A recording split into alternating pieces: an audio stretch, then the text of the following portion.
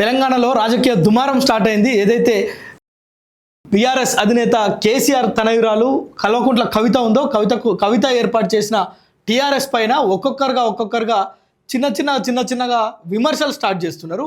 ఈరోజు ఎమ్మెల్సీ తీన్మార్ మల్లన్న ఆయన మొదటి నుంచి కూడా కవిత ఏది చేసినా దాని వెనుక కాంగ్రెస్ పార్టీనే ఉంది, రేవంత్ రెడ్డి స్క్రిప్టే ఆమె ఫాలో అవుతుంది, ఆ రేవంత్ రెడ్డి చెప్పినట్టే కవిత చేస్తుంది అని మొదటి నుంచి చెప్పుకొచ్చిండు. ఈరోజు కూడా మీడియా ముందు కుండబద్దలు కొట్టిండు. మరొకసారి టీఆర్ఎస్ పార్టీని పెట్టడానికి ప్రధానమైన ఉద్దేశం, ప్రధానమైన వెనుక బ్యాక్ బోన్గా ఉంది కేవలం రేవంత్ రెడ్డి, తెలంగాణ రాష్ట్ర ముఖ్యమంత్రి. ఎలాంటి సందేహం లేదు. గతంలో ఏదైతే అడ్లూరి లక్ష్మణ్, వివేక్ ఈ మంత్రివర్గం జరిగేటప్పుడు నాలుగో వ్యక్తి కవితనే ఉండే.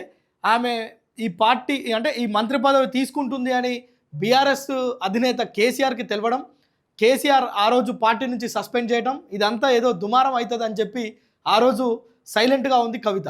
ఆ రోజు మండలిలో పోయి కొంత భావోద్వేగమైన ప్రసంగం ఇచ్చి తన పదవికి రాజీనామా చేయడం, ఆ తర్వాత బీఆర్ఎస్ సస్పెండ్ చేయడం.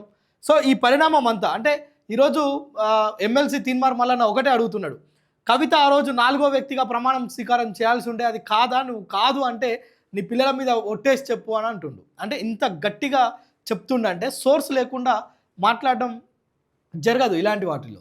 సో అయితే మొదటి నుంచి కూడా బీఆర్ఎస్ని పూర్తిగా దెబ్బతీయాలి, బీఆర్ఎస్ రాష్ట్రంలో లేకుండా చేయాలనేది కాంగ్రెస్ వ్యూహం. ఆ వ్యూహంలో భాగంగానే ఇందులో కవితను పావులాగా వాడుకుంటుండు రేవంత్ రెడ్డి అనేది తీన్మార్ మల్లన్న చేస్తున్న ఆరోపణ. వాస్తవానికి మొదటి నుంచి కూడా తీన్మార్ మల్లన్న మొదటి నుంచి కూడా కవిత వ్యవహారాన్ని, రేవంత్ రెడ్డి వ్యవహారాన్ని బట్టబయలు చేస్తూనే ఉన్నాడు. ఒకటి గతంలో ఈమె తండ్రి మీద చేస్తున్న ఆరోపణలు కావచ్చు, బీఆర్ఎస్ మీద చేస్తున్న ఆరోపణలు కావచ్చు, పార్టీ నుంచి బయటకు వచ్చిన సందర్భం కావచ్చు, ప్రతి సందర్భంలో కవిత వెనుక ఉన్నది రేవంత్ రెడ్డి అనేది చాలా స్పష్టంగా చెప్పిండు. చాలాసార్లు వీళ్ళిద్దరికీ అంతర్గత దోస్తానం కూడా ఉందని చెప్పిండు. సో ఈరోజు పార్టీ పెట్టిన నేపథ్యంలో తన పైన తీవ్రమైన స్థాయిలో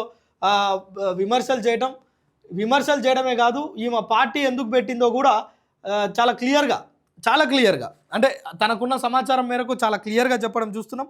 ఆమె చెప్పేది మొత్తం కూడా రేవంత్ రెడ్డి స్క్రిప్టు, అదేవిధంగా ఆమె మొత్తం కూడా రేవంత్ రెడ్డి కనసన్నుల్లోనే ఉంటుందని చెప్పి తీన్మార్ మల్లన్న ఏదైతే ఆరోపణలు చేసిండో, ముఖ్యంగా ఒకటే ఒక ఉద్దేశం, రాబో ఎన్నికల్లో కాంగ్రెస్ పార్టీకి ఇక్కడ ప్రతిపక్షం అనేది ఉండొద్దు, బీఆర్ఎస్ అనేది ఉండొద్దు, కేసీఆర్ గొంతు అనేది వినపడొద్దు. అంటే దానికి ఆల్టర్నేట్గా ఏం చేయాలి, కవితను పైకి తీసుకురావాలి. కేటీఆర్, హరీష్ రావు, రేవంత్ రెడ్డి మాట వినే పరిస్థితి లేదు. సో కవిత ట్రాప్లో పడ్డది.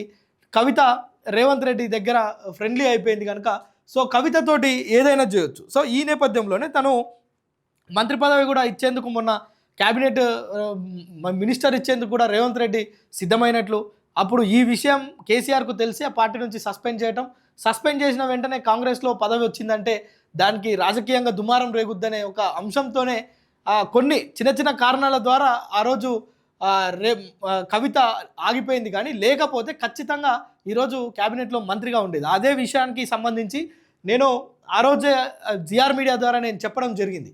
సో కవిత ఆగిపోవడానికి కారణం కేవలం తండ్రికి తెలుసు అని మాత్రమే ఆ రోజు నేను చెప్పడం జరిగింది. అదే విషయాన్ని ఈరోజు తీన్మార్ మల్లన్న కూడా చెప్పిండు. నిజానికి ఆ రోజు మంత్రివర్గంలో ప్రమాణ స్వీకారం చేయాల్సి ఉండే, కేవలం తండ్రికి తెలిసింది, ఆ కుటుంబానికి తెలిసింది, కుటుంబం ఫోకస్ పెట్టిరు కనుకనే కవిత ఆగిపోయింది. లేకపోతే ఖచ్చితంగా ఈరోజు కాంగ్రెస్ పార్టీలో తాను మంత్రిగా ఉండేది.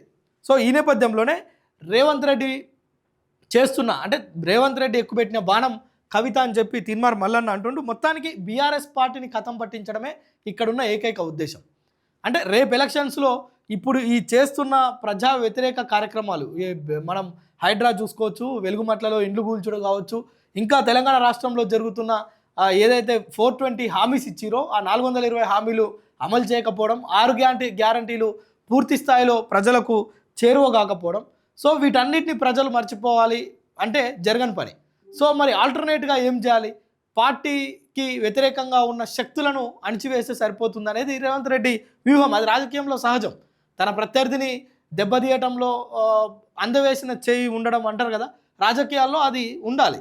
సో ఇప్పుడు ఇక్కడ కూడా మొత్తం కవితతో డ్రామా నడిపిస్తుండు రేవంత్ రెడ్డి అనేది దీనికి మన ఎమ్మెల్సీ తీన్మార్ మల్లన్న ఇచ్చే ఉదాహరణ. ముఖ్యంగా దీన్ని తండ్రిని మరమనిషి అనడం, లేదంటే మరమనిషి అని చెప్పి మన మనిషి కాదు, తెలంగాణ తెలంగాణకు ఒక అమ్మలాగా ఉంటా నేను, అంటే తెలంగాణ ఆత్మగౌరవాన్ని నేను భుజాన వేసుకొని నడిపిస్తా, ఉచిత విద్య, ఉచిత వైద్యం, సామాజిక న్యాయం ఈ పేరుతోటి నేను ప్రజల్లోకి వెళ్ళి బీఆర్ఎస్ని దెబ్బతీస్తే రేపటి నాడు మళ్ళొకసారి కాంగ్రెస్ పార్టీ గవర్నమెంట్ కనుక వస్తే మళ్ళీ ఈ పార్టీని తీసుకుపోయి విలీనం చేయడం, తను ఒక కీలకమైన పదవి మహిళ కావడం, అందులో మాజీ ముఖ్యమంత్రి తనయురాలు కావడంతో తనకు మంచి పదవే ఇస్తాడు Revanth Reddy. So deputy CM ఇచ్చినా ఆశ్చర్యం లేదు, ఎందుకంటే గతంలో తెలంగాణ చరిత్రలో లేదు ఇప్పటివరకు. సో ఇప్పుడు డిప్యూటీ సీఎం లాంటి పదవికి కవితకి ఇచ్చిండంటే మహిళకు సమాన ప్రాతినిధ్యం కల్పించినట్టు అవుతుంది. సో మహిళల ఓట్లను గ్రాప్ చేసుకోవచ్చు. సో ఇలాంటి సమీకరణలు అన్నీ కూడా జరుగుతున్నాయి. అయితే ముఖ్యంగా తీన్మార్ మల్లన్న ఇప్పుడు పెద్ద స్థాయిలో కవిత పైన విమర్శలు ఆరోపణలు చేస్తే దీనిపైన ఆ పార్టీ నాయకులు ఎలా స్పందిస్తారో చూడాలి. ఇప్పటిదాకా బీఆర్ఎస్ మాత్రం చాలా అంటే సున్నితంగా తీసుకుంటున్నారు, అంటే చాలా ఇది మేము పట్టించుకోము కవితను అన్నట్లుగా మాట్లాడుతున్నారు. ఇక చాలామంది పార్టీలు పెడుతుంటారు, వస్తుంటారు, పోతుంటారు, పెద్ద పెద్దోళ్ళే పెట్టిరు, నిలవలేకపోయారు. మనం చూసినాం తెలంగాణ పేరుతోటి విజయశాంతి, అదేవిధంగా తెలంగాణ ఇంటి పార్టీ అని చెరుకు సుధాకర్, ఇట్లా ఏలే నరేందర్, ఇట్లా తెలంగాణ ఉద్యమకారులు అందరూ కూడా మనం చూసినాం, కోదండరాం కూడా. సో మన కళ్ళ ముందు కనిపించే వ్యక్తి. సో ఇట్లా వీళ్ళందరూ పార్టీలు పెట్టి ఎన్ని రోజులు నిలబడ్డారు, చిరంజీవి లాంటి వాళ్ళు నిలబడలేకపోయారని కేసీఆర్ అన్నాడు. సో ఈరోజు పెట్టింది పార్టీ, ఎక్స్పైరీ డేట్ కూడా త్వరలోనే చెప్తుందని తీన్మార్ మల్లన్న చేసిన సంచలన వ్యాఖ్యలు ఈరోజు తెలంగాణ రాష్ట్ర వ్యాప్తంగా దుమారం రేగుతున్నాయి. దీనిపైన టీఆర్ఎస్ తెలంగాణ రాష్ట్ర సేన కవిత పార్టీ నాయకులు, అదేవిధంగా బీఆర్ఎస్ నేతలు ఏ విధంగా స్పందిస్తారో చూడాలి.